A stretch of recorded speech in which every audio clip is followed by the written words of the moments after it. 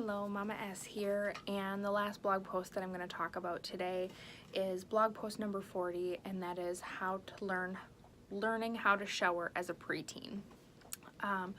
Precocious came to us, I mentioned in a few videos ago, and there were a number of things that she just didn't know how to do.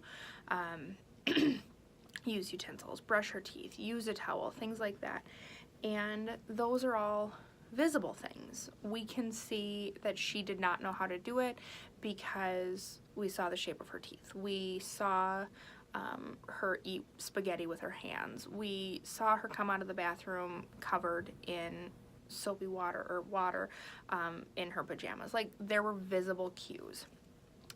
It took us a large amount of time to recognize that she truly did not understand how to take a shower. We had kind of had an idea, and like I sat outside of the shower and I talked her through the different body parts that she had to wash. So we tried that for a while. I washed her hair a couple of times to kind of help her through that. We tried a number of things over the past year, and ultimately one day I just looked at her and I said, I'm just asking. There's no right or wrong answer. I'm just curious. Do you know how to take a shower? Like, do you know what to do when you're in the shower? And she got like so embarrassed and just looked at me. And I said, it's okay. Like, Precocious, if you don't know, you just have to let me know and I'll help. And she, kind of looked down and she's like, I think I might. And I said, well, let's kind of talk about it a little bit, and we had a conversation, and ultimately it came out and she had no idea what she was doing in there. She just splashed around in the water for a while and came out, and I could tell because that smell of like not quite clean and a little bit of sweat but almost clean, like that's the way that she smelled quite often. And so I was like, we tried different soap, we tried a variety of different things, and it just wasn't happening. So I talked to our caseworker and I'm like, okay, I just want to run something by you. I need to make sure that it's okay. And I said, I would like to put on my bathing suit. Precocious puts on her bathing suit. We jump in the shower and I want to teach her how to take a shower.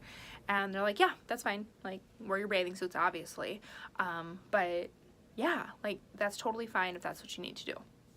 So I went home and I told her, I was like, hey, we talked about you taking a shower. I'm going to show you. So go get your bathing suit. And I went and got my bathing suit on. I said, let's go take a shower.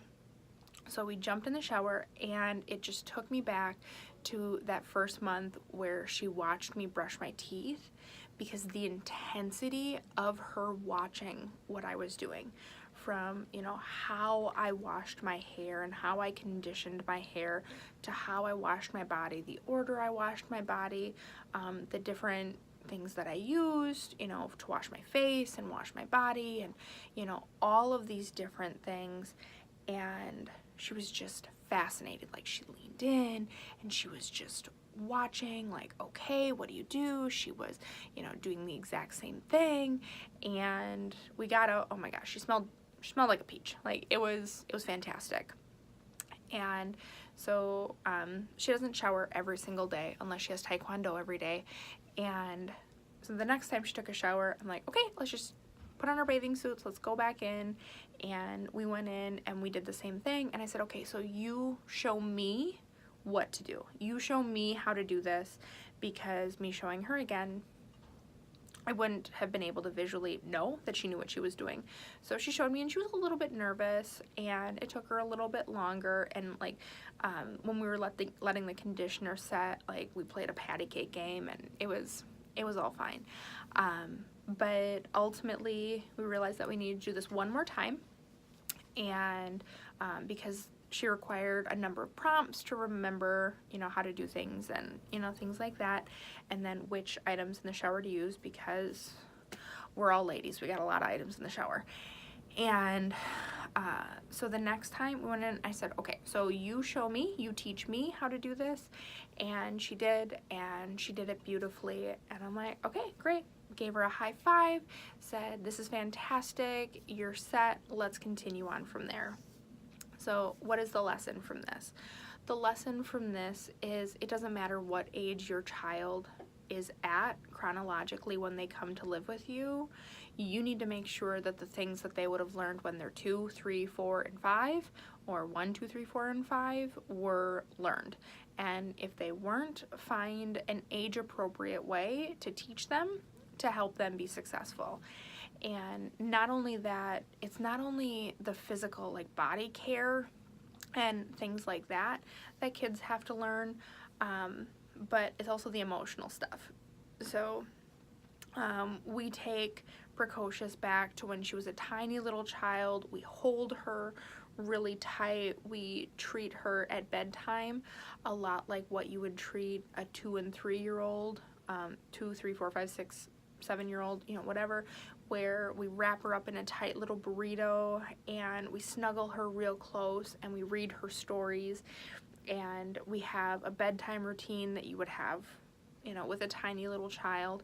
Take them back to the earliest level of trauma or the earliest level of where they are at, and then you can gradually work them up to chronologically where they are.